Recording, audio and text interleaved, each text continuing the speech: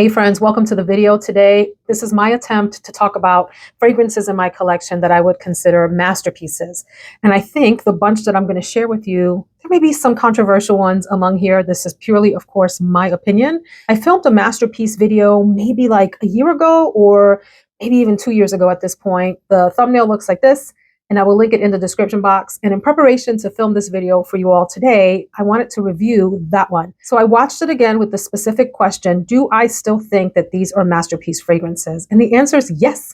So I can confidently stand behind the ones in that video and this as like a 2.0 version with an additional set of recommendations. Before we get started, what is a masterpiece? There are different definitions, but if we go with the Oxford Languages definition, it is a work of outstanding artistry, skill, or workmanship. So here I'm going to go with the artistry factor, and I'm going to do it by olfactive category. If you've watched my channel for a bit, you know that I have my shelves organized roughly by olfactive family.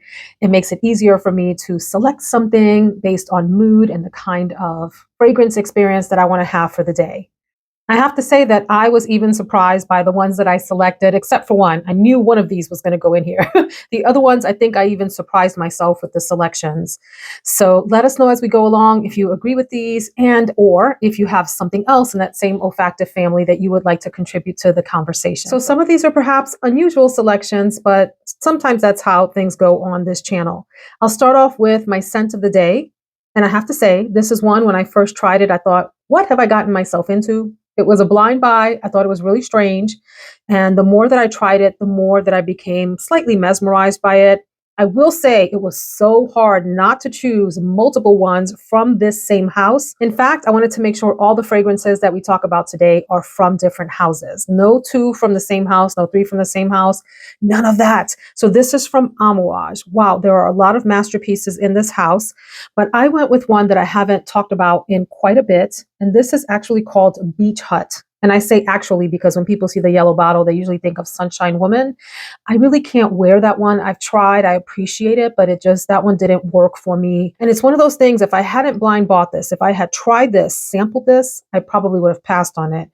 But the beauty of blind buying sometimes is it forces you to really get to know a fragrance, try it out, and give it a spin, a real good college try. And I'm super glad. I've had this one since I started my channel back in 2020-ish or so. So that's going on, goodness, 4 years now, just about. And I love that this is a supremely woody fragrance with some odd touches. I've described this very many different ways since I got it. So that was literally more fragrance being delivered to my house. Ooh, Chronicles of a Perfume channel. Thank you, hubby, for grabbing the package. Back to Beach Hut. I've described this a lot of different ways since I've gotten it because every time I smell it, it's a little bit different for me. I think what makes this unique is that it has a heavy mineral aspect to it. So think about something smelling salty maybe and metallic at the same time. If you think about how minerals from the earth smell, it's like a fantasy note, but you can think about the combination of like warm metals in your hand with a little bit of saltiness, maybe some airy touches depending on the actual minerals that you're talking about. I love that this sort of mimics, for me, what the name implies. If you've ever been in a beach hut where the actual roof of the hut is made out of materials from palm trees and the sides of the hut are wood and you're seaside and there's the saltiness in the air, but there's a strange and interesting smell from the materials being heated up that make up the hut. And so it's sort of hot and humid and there's that seaside air and maybe some mineral aspects in it as well. This is a little bit reminiscent of that. There's also an ylang-ylang accord in the fragrance, as well as the woody aspect comes from driftwood. I have a funny reel on my Instagram of a time that my husband and I were walking along the beach and I came across some driftwood and I was like, let's see what driftwood really smells like. And it actually doesn't smell like much of anything. It just smells woody. But if you think about like a salty sea air woodiness in that material, this is so hard to describe, but it is a very intriguing fragrance. If you smelled the lineage from Amouage, the aspects of that make it a little bit metallic and or mineral smelling is similar to what you have here. Whereas this one goes deeply in the woody direction without smelling masculine. That's the interesting thing about this. The woodiness in here is a very, very sophisticated, elegant smelling wood, which maybe is contradictory to the name of Beach Hut, which you think of as being very casual. I have this on today as my scent of the day. Love these bottles, always have. I've always thought they were beautiful. And this is just a really captivating scent. It has a little bit of a citrusy, like sharp, tangy touch at the top, really, really brief. And then it goes down into that deep, mineralic, woody tone. I think this is one of the most unique fragrances. And in terms of being an artistic accomplishment, for it to be a woman's fragrance or marketed toward women, because I think this is great for whoever wants to wear it, and for it to be woody, I think it is magnificent. And super long lasting, very projecting. And shockingly, my son, who is so picky, thinks that this smells really good on me. When I went into his room to greet him this morning, he immediately told me how great I smell. So that's always a big plus. My husband likes this on me. He didn't always. He thought it was weird at first, but he grew to really enjoy this. So this is my woody pick for masterpiece. So different, so unique. It's kind of addictive once you get used to the scent profile. Sticking with my woody fragrances, but going down to the shelf that has my ouds and my sandalwoods.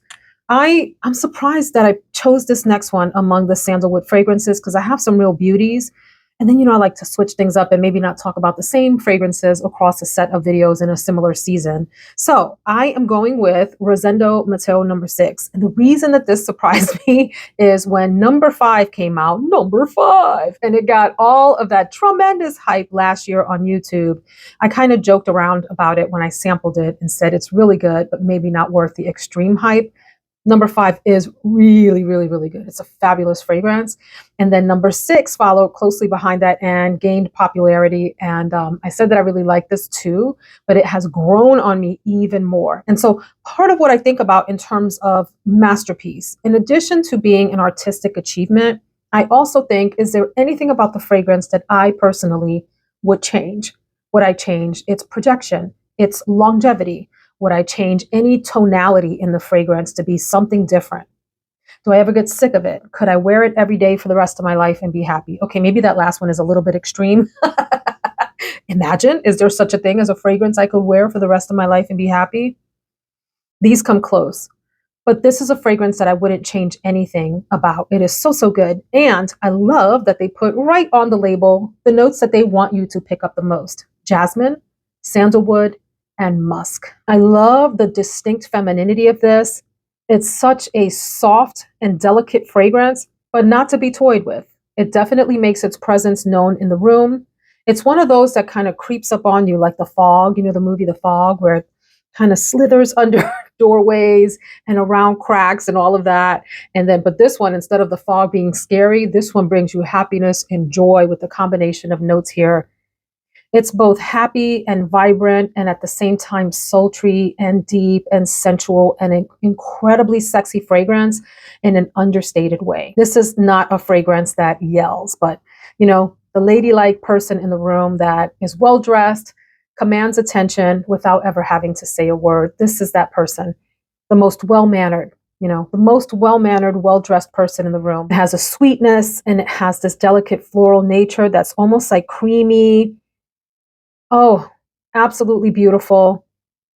And then a nice, soft, subtle sandalwood base. This is a divine creation, highly feminine, although I do think this would play really nicely on male skin too, which is what I love about a lot of fragrances, that it just plays differently depending on who's wearing it. But this is my pick for my sort of sandalwood shelf.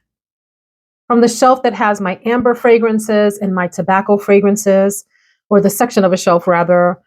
Again, I've talked about this one before, and I need y'all to hear me when I tell you. For my ladies who are afraid of tobacco because you think it's a masculine note, fear not. This is tobacco perfection, tobacco and vanilla perfection, all in one. From Daniel Josier, this is Ambre Tabac. Love these bottles, nice, substantial, quirky bottles with the pattern that looks like a wave on both sides. nice cap. I mean, the bottles are nicely done. The fragrance itself just never disappoints. I thought about putting Tobacco Maniac in here as my tobacco pick from Theodoros Kalatinis. The thing about that one is it's very pungent, and after a while, if you're not used to that, it can be overwhelming and cloying. This one I just never get sick of. I could douse myself down in this and just think it is absolutely magnificent. Some of the notes directly from the perfumer's website. At the top, incense and bergamot. And I can say you get maybe a little slight tinge of incense at the top, at least for me, but it quickly moves into the middle and the base notes. There's a little bit of patchouli in the middle, nothing sort of outstanding or aggravating for those of you that are not patchouli lovers. And what I really love are the base notes here: amber, tobacco leaf, and vanilla. I love that the vanilla gives this a little bit of a feminine edge, very wearable by ladies who are intimidated by tobacco. The tobacco is very luscious and easily likable in here. It's not earthy or pungent or overwhelming or overpowering. It's a nice player alongside the other notes. The amber accord in here is absolutely divine. If you know what amber is, it's made up of different notes to create an accord that smells rich and deep and round and almost like syrupy sweet sometimes, or syrupy rather, maybe not the sweet part. But I just adore how everything comes together in here. I think this is a very mature, elegant, amber, tobacco, vanilla combination of a fragrance that's easily wearable by everyone. And I enjoy this every single time I wear it. I appreciate the projection, the longevity, and the smoothness. So listen, if you are a liquor aficionado, like if you like cognacs or bourbons or whatever you may like my husband collects bourbons, and when you smell and taste a very smooth version of bourbon or whatever your liquor of choice is, the difference in the refined nature of that versus the cheap stuff, this is a very, very refined amber tobacco vanilla in my mind. Really well done, masterpiece status for me. Speaking of liquor and speaking of Rosendo Mateu #5, and I'm also going to add in the phantom conversation about baby cat that we didn't have in this video. Let me introduce you to a fragrance that I got to know last year. I personally discovered it last year. I think a lot of you were onto this long before that. Vanagloria from Laboratorio Olfattivo. Friends, this is such a captivating vanilla. So that's the next category, vanilla. Hold on, let me pause. Vanilla had an enormous year last year on YouTube and on Instagram and probably on TikTok. I don't mess around with TikTok too much because TikTok is dangerous, y'all. I'll be on there for hours and hours scrolling and have absolutely nothing to show for the black hole that I went down for the hours that I've watched it. Instagram can be like that too. We'll talk about that another day. But vanilla had an enormous year in 2023, 2022, especially last year. And it seemed like every YouTuber was talking about 50 million, 2011 vanillas of different types, and mostly like gourmand leaning vanillas. So in a sea of overly sweet, cloying vanillas that were just knocking people out left and right last year in terms of the new releases coming and coming. And there were a lot of them and they were beautiful. There were a lot of beautiful vanillas. This one, even though it was launched a year earlier in 2021, came in as the dark horse for the year for me. One of you in the comments, actually several of you, said, try Vanagloria. And I'm glad that you did. I really wasn't interested in Baby Cat. One of you sent me a sample of that. It was really nice. I liked it. I have #5, Rosendo Mateu #5. But this one I found really captivating when I sampled it and ordered a bottle right away. I think it was from Ministry of Scent that I ordered this bottle. By the way, I will link all of these fragrances below so that you know where to purchase them. So feel free to go down in there and look if you're wondering where to purchase a fragrance. Friends, this has a very tiny bit of a smokiness in the opening only for me. I don't get smokiness throughout the fragrance. It's very faint. It's supposed to have a pineapple accord. Can I tell you that I smell that? Not really. Can I tell you that I smell a little bit of bright, maybe slight, dulled citrus type of situation in the opening? Maybe. But for me, this is largely a vanilla fragrance with amber, with a slight muskiness and a little bit of tonka bean. And the combination of all of that just makes for a very elegant, refined vanilla that has presence. Again, without screaming, very similar to #6 in terms of its refinement. There's nothing about this fragrance that I would change. It has good projection. It has good longevity for me. and it just plays so nicely on my skin. What I love most about this fragrance is that it has sort of a mystery factor to it. You ever smell something that doesn't feel 100% complete? And because of that, it's actually intriguing. You want to continue to sniff and learn more about it and figure out its contours and try to understand it better. That's what this fragrance does for me. For me, I find this to be a mysterious vanilla that isn't overdone, where none of the accords are sort of smacking you in the face in a loud and obnoxious, screaming manner. There's nothing in this fragrance that's screaming for attention. That said, it is not demure. It definitely has like its own swagger. Swagger. This is vanilla with swagger. I like it. I like it. This is the vanilla that kind of like two steps into the room in a really nice suit and the hat tipped down low. I love this. Really good. And then for my gourmand choice, this was easy for me.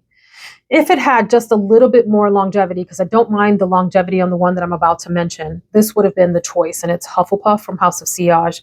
But because that has just moderate longevity, and maybe some days it's a little on the lower end of moderate, I went with something else. And it is one that for me just like undeniably snatched my heart and soul after I let it dry down on my skin in Sephora. It is Commodity Milk Bold. I have the Expressive, which is also quite delicious. I love that this one is a slight bit woodier and deeper and creamier. This is like denser and thicker. So these are known to be marshmallow fragrances. So think about the sweetness and creaminess of like a marshmallow once it starts to melt, not fresh out of the bag where it's powdery. The Expressive version of this one maybe gives you a little bit more of that powdery aspect. This one is a mushed down, almost like a marshmallow that has been roasted and starts to really release its deep sweetness. Hold on. Can I pause for a second? Because I'm just realizing that in the last segment, when I was talking about this one, Vanagloria, I started talking about liquor in the beginning of that segment. Like speaking of liquor and alcohol, I think I said that. And what I meant to say is that there's something about this that reminds me of Chardonnay that's been aged in oak. Okay, sorry, had to get that in there or it would have haunted me at like 3 a.m. tonight. Back to your regularly scheduled program with this one. This is like, for me, the most intoxicating gourmand. And I tried a lot of gourmands over the past year or two. I can't get enough of this. I can't get enough of this. It's creamy. It has a sweetness to it. I don't get like caramel, but think about like the sticky sweetness of caramel or an interpretation of something like that. If I didn't know any better, I would say it has like a distant touch of something like honey. I don't know, y'all. This just does it for me. I put this on and I feel like $1,000,000. It lasts all day for me. I keep sniffing myself. It's so, so good. So think sweetened, melted marshmallows with a hint, like a little sprinkle of a caramel sweetness, or maybe even like a toffee sweetness. I'm not really sure. With a little bit of woodiness, creamy. It's such a creamy, creamy fragrance. Yes, it's called milk, and I know people call this lactonic, but when I think about milky or lactonic fragrances, which is what lactonic means, right? It just means milky. I usually think of fragrances that have a thinner consistency. This is really like almost viscous and thick for me from an olfactory standpoint. And I wouldn't change a thing about this. I would not change a thing. I would want to take this with me to a deserted island. From my shelf that has everyday fragrances, my easy reach, throw it on with jeans and a t-shirt, go run errands, take them to work. They work great in office environments and close up like conference settings where you're sitting next to your colleagues and speaking shoulder to shoulder in long meetings. What do I want to wear? And this is a real compliment getter for me when I wear it in work settings. So, oh my. I love this so much that I ordered travel sprays to have on hand for work events. It is Tom Ford's Soleil Neige. This is one of the sleeper fragrances from the Tom Ford line. It doesn't get acknowledged for the simple, elegant beauty that it is. There's nothing complex about this, but let me tell you, like Justin Timberlake's song, I'm Bringing Sexy Back, I am bringing simple back in terms of fragrances. I love good complex fragrances. Don't get me wrong. In fact, I've got a few coming up here that are pretty complicated, however, and complex. However, there is something to be said about the easy reach fragrance that just never fails and is super crowd pleasing and just has that je ne sais quoi likable factor. The congenial fragrance, this is Miss Congeniality. And there are several others like this, but this one stands out as the easiest of the Miss Congeniality fragrances. This is primarily a nice, warm, delicate, enveloping, friendly vanilla base. And on top of that are white florals. There's orange blossom, other white flowers. And then it also has this really happy brightness from citrus notes. The citrus and the florals and the vanilla just play so nicely together to create a very happy fragrance with a beautiful scent trail that is inviting, where people are like, wow, you smell really good today. That is very nice. Who's the person in the room that smells so good? It's me, because I'm wearing Soleil Neige. I just love this. I love the happiness of this. Now, the name means sun on snow, and that would imply that it's a winter fragrance. It's a year-round fragrance, in my opinion. I think this is one of those that you would pull out in the winter when you were sick of all of your really heavy, ambery, resinous types of fragrances, your big, spicy, leathery, maybe fragrances, all of that, the heavy hitters. You wanted something else that could hold its own. This is great for that.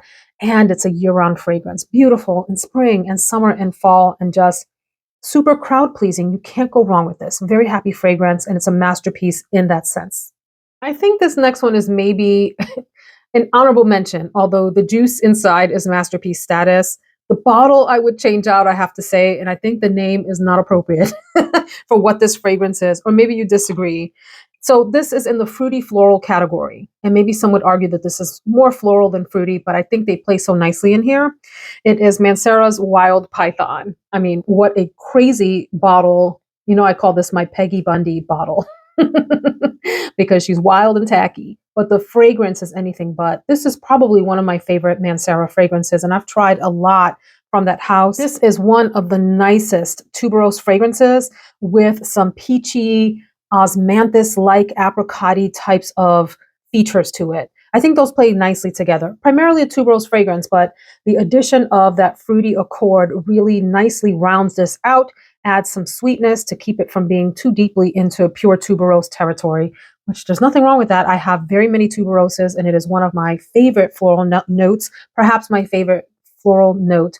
Gosh, say that 20 times. That's a tongue twister. Favorite floral note in fragrances. This is super long lasting, nicely projecting, a very sexy fragrance. Very sexy without being as vampy as the bottle would lead you to believe. I mean, this looks like it's, the tacky girl that just drinks too much at the bar and doesn't know when to stop and is throwing herself at everyone.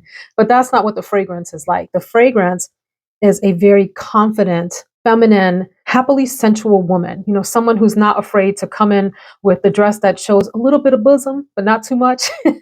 So just a funny aside, some of y'all may get a kick out of this. I used to work with a woman, we're still great friends now. She's much older than me. She's in her late 70s. And we used to joke around about like how much cleavage is appropriate to show at work or not. We used to have debates about this because some people will come in with their, all of it showing all the way down, and then others would like never dare. So the rule of thumb that we came up with was you can have a coin slot, but not a toaster slot showing. I love that. So the bottle here looks like this lady's showing a toaster slot, but really the fragrance is like a coin slot might be showing in the dress. I hope y'all got a kick out of that. If you're too serious to enjoy that joke, I don't know what to tell y'all. I mean, wow, is all I have to say about this. So I would change nothing about the juice inside, but I would change the bottle. So let's just leave this as an honorable mention because of that. And this next fragrance, I just cannot stop thinking about it. I have a problem. Especially because I have hundreds of fragrances that are really beautiful and they all deserve my attention. But this is the one, like if I were a man, I'd put a ring on it. This is like, baby boy, you stay on my mind, fulfill my fantasies. Beyonce, Pavilion from Andrea Maack. This has been an obsession for me. We go through these cycles where certain fragrances just capture our attention and we can barely think about anybody, listen to me, anything else. This has been like that probably the last couple of weeks. I've had it for about over a month. But since I've worn it several times, I'm like, it just grows more beautiful and more beautiful. The story is, as you know, when I tried this, I sampled it. I was mesmerized. I like everything blacked out and all I saw was me and this. It's like we caught each other's eyes across the room or something.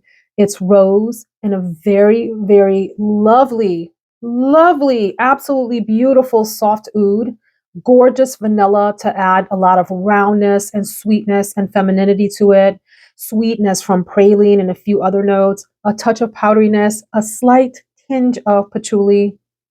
This is masterpiece status like none other. I've described it as being smelling like oud bouquet from Lancôme, except It's like if people got tired of Oud Bouquet being cloying and nuclear and overpowering and too much of everything that it is, that rose, oud, and like sweet praline kind of accord, and they wanted to make a 2.0 elevated version of it, Pavilion is that.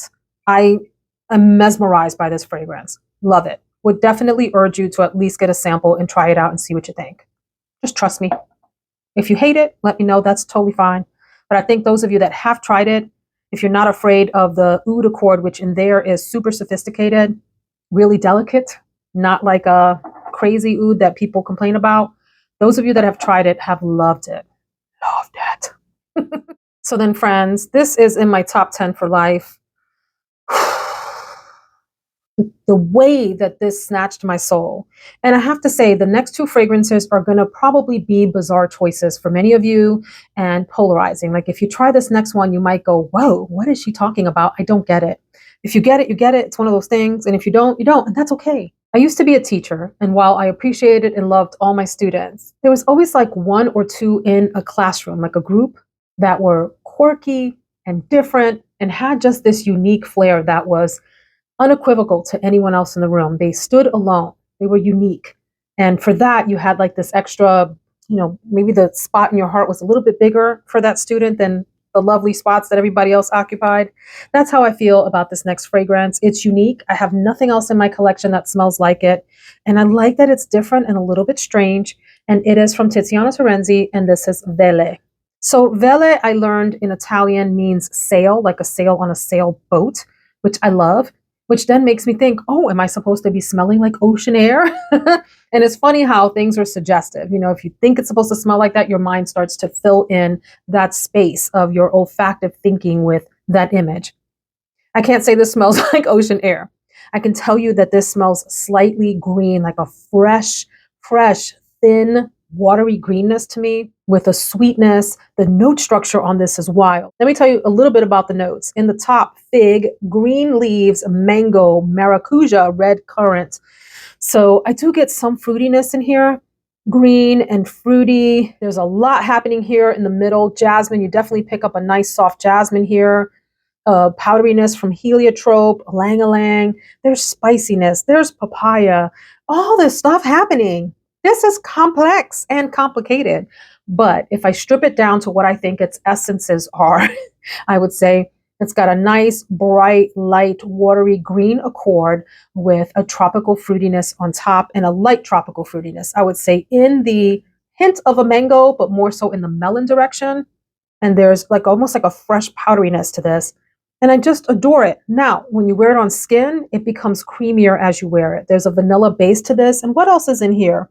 Amber and musk. I don't know if all of that is combining. Who knows? I mean, I'm not a perfumer to tell you what combines to give me a creaminess, but it does become creamy on the skin. And it makes me happy. This is like a sunshiny backyard picnic in a bottle in the middle of summer for me. Love, love, love, love. And it lasts nicely. It makes me delighted and happy when I wear it. Masterpiece. Crave this. Like when I first got this, I craved this like I now crave Pavilion. Okay, y'all. And in the next category, this is my shelf that has the fragrances that are odd, strange, and different. They come from the island of misfit toys, and they don't fit into any olfactive category, in my opinion. They sort of stand alone. And, one of these things is doing its own thing, kind of things. So this is a fragrance that is polarizing. I think if you get it, you get it. And if you don't, I haven't heard anyone say they hate it or dislike it, but I've heard people go, I'm not sure what I'm smelling here. They just can't get with it. And this is Dolce Amalfi from Xerjoff. The bottle is such a happy, almost mustard orangey yellow color. I am transported when I smell this fragrance. It's spicy, juicy fruit for me. And I know some of you picked that up too, like juicy fruit gum. So that smells sort of like banana-esque. And imagine some spices on that. And imagine some apple, shampoo-y apple in the background. And also a nice, deep, ambery base. So this is not appreciated in this house. No one has said that it stinks, but people just are like, what are you wearing? That's weird. But it makes me so happy to smell this and to wear it. It's very long lasting. A few of the notes that stand out to other folks. Like I said, to me, this is spicy, juicy fruit with some like appley shampoo in the background, and amber. Boom. That's how I would describe it. But keynotes: clove, quince. Quince is such a beautiful, like juicy, fruity smell. Balsam, vanilla, cardamom, apple. Wow. This is wow factor for me. If you don't want to smell like anyone else, you want something unique and different and a little punchy, but also for me, super likable. I mean, I don't understand why people don't like this. My own opinion. My own opinion. But that juicy fruit thing is like so nostalgic because my mom used to chew juicy fruit all the time. And if it wasn't juicy fruit, it was spearmint. But juicy fruit was her first choice. So I have these happy memories of just hanging out with my mom as a kid and my sisters and being very carefree and hearing her talk about the world. She would sing to, my mom's still alive, by the way. She would sing to us and just tell us stories about her childhood and, you know, chew gum. She would chew gum. This is how her face smelled. You know how little kids are always up in your face? We were always up in our mom's face. Oh, this is so good. This makes me so happy. I'm going to tear up now. So those, friends, are my 1, 2, 3, 4, 5, 6, 7, 8, 9, 10 masterpiece fragrances for round 2 of What Are the Masterpieces in Your Collection video series. It's not really a series because there was a lot of time between the first one and the second one. Let me know what you think about these. If you had to do it by olfactive category, when you think about a specific category, what stands out to you? Let us know in the comments. I appreciate you watching and hope you enjoyed. See you in the next video. Take care, friends.